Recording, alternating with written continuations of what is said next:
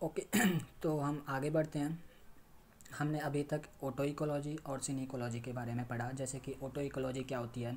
Auto ecology के अंदर single organism है, एक इंडिविजुअल ऑर्गेनिज्म है, वो अपने फिजिकल एनवायरनमेंट से कैसे इंटरेक्ट है, कैसे वो रिलेटिव है, रिलेशनशिप शो करता है उस ऑर्गेनिज्म, इंडिविजुअल ऑर्गेनिज्म और अपने फिजिकल एनवायरनमेंट के बीच में। ऐसे सिनिकोलॉजी ग्रुप ऑफ स्पीसीज जो है, डिफरेंट स्पीसीज कैसे इंटरेक्ट कर पा रही है, कैसे वो रिलेशनशिप शो कर पा रही है फिजिकल एनवायरनमेंट के बीच में। ठीक है ना। तो अब हम इस लेक्चर को आगे बढ़ाते हैं। तो आगे जो है इकोलॉजी में क्या है, लेवल ऑफ ऑर्गेनाइजेशन। देखो, किसी भी ऑर्गेनिज्म के इंट्रैक्शंस होना एक दूसरे के साथ में या फिर उनके फिजिकल एनवायरनमेंट के साथ में, तो उसको आगे बढ़ाते हुए कुछ इकोलॉजिस्ट ने क्या किया, हायरार्कियल लेवल ऑफ ऑर्गेनाइजेशन को रिकॉग्नाइज किया। हायरार्कियल लेवल ऑफ ऑर्गेनाइजेशन को रिकॉग्नाइज किया। जैसे कि हम पढ़ते हैं, हमने पढ़ा था ना, एक सेल है, सेल कैसे टिश्यू बनाती है, बहुत सारी सेल मिलकर के टिश्यू बनाती है, बहुत सारे टिश्यू मिलकर के एक ऑर्गन बनाता है, ऑर्गन सिस्टम बनाते हैं, ऑर्गन सिस्टम ऑर्गेनिज्म बनाते हैं। ऐसे ही यहाँ पे जो एक ऑर्गेनिज्म है, सिंगल ऑर्गेनिज्म इंडिविजुअल कोई भी हो सकता है, एक इंसेक्ट भी हो सकता है, एक बर्ड भी हो सकती है, एक ह्यूमन भी हो सकता है, एक प्लांट भी हो सकता है, कुछ भी एक individual organism, individual living organism अपने फिजिकल एनवायरनमेंट से कैसे इंटरकनेक्ट है।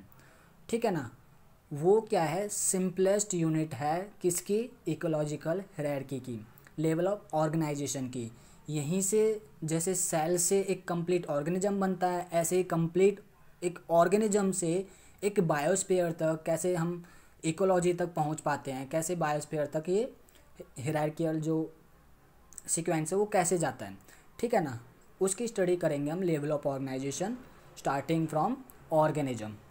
ठीक है। जो मोस्ट बेसिक लेवल है इकोलॉजिकल ऑर्गेनाइजेशन का, वो कहाँ से स्टार्ट होता है, इंडिविजुअल से। जैसे कि मैंने बता दिया कि एक इंसेक्ट भी हो सकता है, एक बर्ड भी हो सकता है, एक ह्यूमन भी हो सकता है, एक प्लांट भी हो सकता है, जो कि किससे इंटरेक्ट है, फिजिकल एनवायरनमेंट से। ठीक है। अब उसको फिजिकल एनवायरनमेंट जो है वो इंडिविजुअल ऑर्गेनिज्म को कैसे अफेक्ट कर रहा है, कैसे उसके बिहेवियर को अफेक्ट कर रहा है, कैसे उसकी फिजियोलॉजी को अफेक्ट कर रहा है, कैसे उसकी मॉर्फोलॉजी को अफेक्ट कर रहा है, और वो ऑर्गेनिज्म उस एनवायरनमेंट को कैसे रिस्पॉन्स कर रहा है, इसके बीच का जो इंटरेक्शन है, इसकी जो स्टडी है, वो क्या इकोलॉजिकल हायरार्की में हम ऑर्गेनिज्म के अंदर पढ़ते हैं।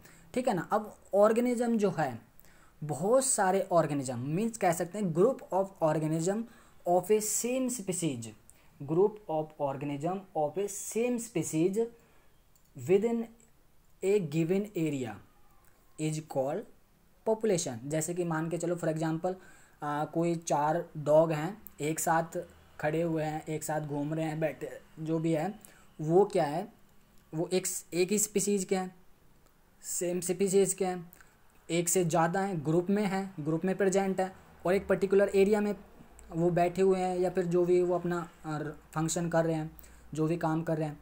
ठीक है। उस ग्रुप को, उस सेम स्पीसीज के ग्रुप को हम क्या बोलते हैं, एक पर्टिकुलर एरिया में पॉपुलेशन बोला जाता है। ठीक है ना। ये सेकंड लेवल है, second level of organisation in ecological hierarchy. ठीक है ना। अब पॉपुलेशन जो है, population of different species in area do not function independently of each other. एक दूसरे के साथ में इंडिपेंडेंटली वो फंक्शन नहीं कर सकती। ठीक है। They interact with each other. ठीक है। अगर हम एक ब्रॉड टर्म में हम कहें तो next more complex level of organisation interact with population of different species in the form of community. ठीक है ना। अगर बहुत सारे स्पीसीज आपस में मिल जाएं, एक दूसरे के साथ में इंटरेक्ट करें विद देयर फिजिकल एनवायरनमेंट, तो उसको हम ब्रॉडली क्या बोलेंगे, कम्युनिटी। ठीक है ना। कम्युनिटी कुछ भी हो सकती है। जैसे कि मान के चलो एक प्लांट है, एक ट्री है, एक सिंगल ट्री है। ठीक है। उसके ऊपर, सिंगल ट्री के ऊपर बहुत सारी स्पीसीज रहती हैं, इंसेक्ट्स भी वहाँ पे ट्री के अपना हैबिटेट शो करते हैं, अपने शेल्टर वहाँ पे लेते हैं, वो वहाँ रहते हैं। ठीक है ना। वो उनका हाउस है एक तरीके से।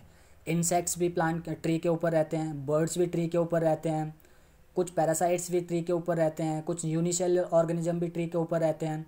तो ट्री एक उनकी एक कम्युनिटी हो गई, उनके बीच का इंटरेक्शन ट्री के साथ और आपस में क्या इंटरेक्शन है, और वहाँ का जो एनवायरनमेंट है, फिजिकल एनवायरनमेंट है, वो कैसे इंटरेक्ट है, वो क्या हो गया, एक कम्युनिटी हो गई। ठीक है ना। Community, ecological community are made up of interacting population of different species within some defined geographical area.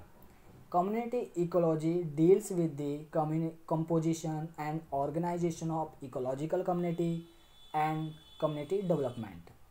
ठीक है, ये एक वाइड वैरायटी ऑफ स्केल्स पे मिल सकती है कम्युनिटी। जैसे कि एक छोटा पॉन्ड मान लो, है ना। पॉन्ड के अंदर क्या है, पॉन्ड में बहुत सारी फिशेज रहती हैं, बहुत सारी ऑर्गेनिज्म रहते हैं, एल्गी वगैरह ये सब, ठीक है ना, फंजाई। तो बहुत सारे ऑर्गेनिज्म, बहुत सारी स्पीसीज आपस में मिल जाती हैं, तो वो एक कम्युनिटी शो करती है। ठीक है ना। अब आपस में आगे जाके जो कम्युनिटी है, कम्युनिटी आपस में मिल कर के क्या बनाती है, more than one community is called its ecosystem. ठीक है ना।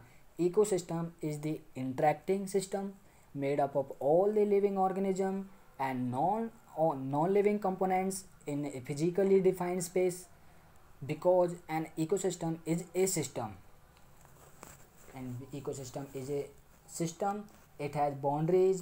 All system that encompasses interacted biotic and abiotic component।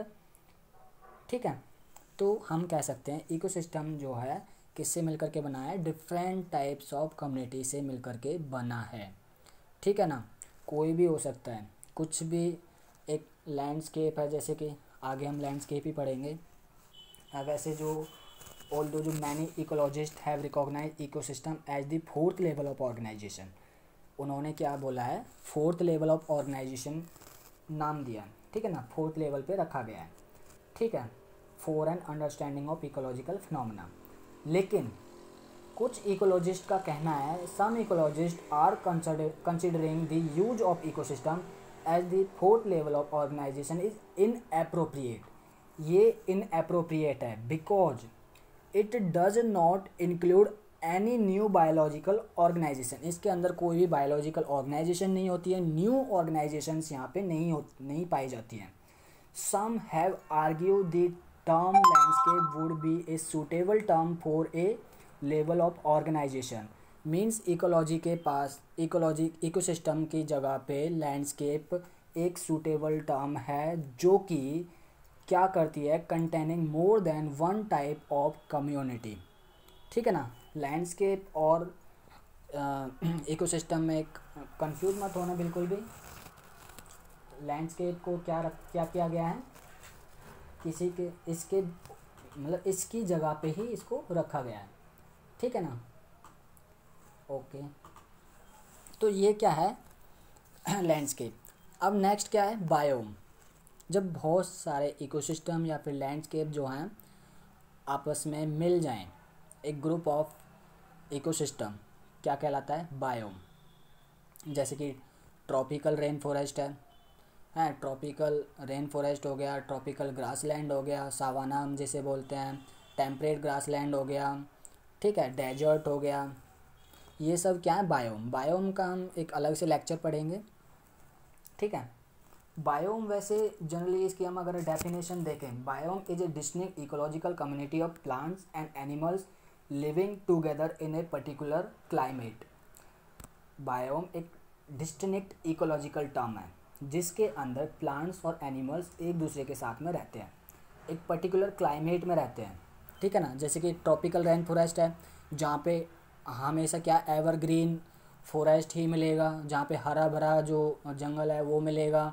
ठीक है ना। बड़े बड़े पेड़ मिलेंगे, बड़े बड़े पेड़ हो गए, है ना, बहुत सारे वहाँ पे इंसेक्ट्स, मतलब बहुत ज़्यादा भीड़ भाड़ का इलाका जहाँ पे हो, बहुत सारी स्पीसीज हो, वैरायटीज ऑफ स्पीसीज हो, डिफरेंट टाइप्स ऑफ स्पीसीज हो, एक दूसरे के साथ रहें, एक पर्टिकुलर एनवायरनमेंट में रहें, एक दूसरे के हेल्प करें, है ना, इंटरेक्ट करें एक दूसरे के साथ में, उसको हम बोलते हैं बायोम, है ना।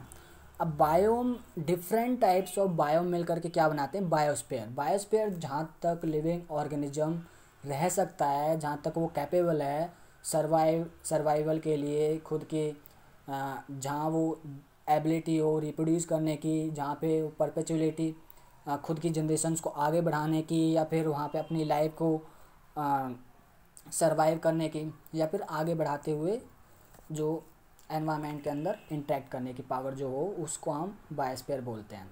मीन जहाँ तक लिविंग ऑर्गेनिज्म रह सकता है अर्थ पे, चाहे वो अल्टीट्यूड हो चाहे वो लैटिट्यूड हो, वो क्या कहलाता है, बायोस्फीयर। ठीक है ना। ये था इकोलॉजिकल हायरार्की, जो कि स्टार्ट होता है कहाँ से, एक इंडिविजुअल ऑर्गेनिज्म से, और बायोस्फीयर पे एंड होता है। ठीक है ना।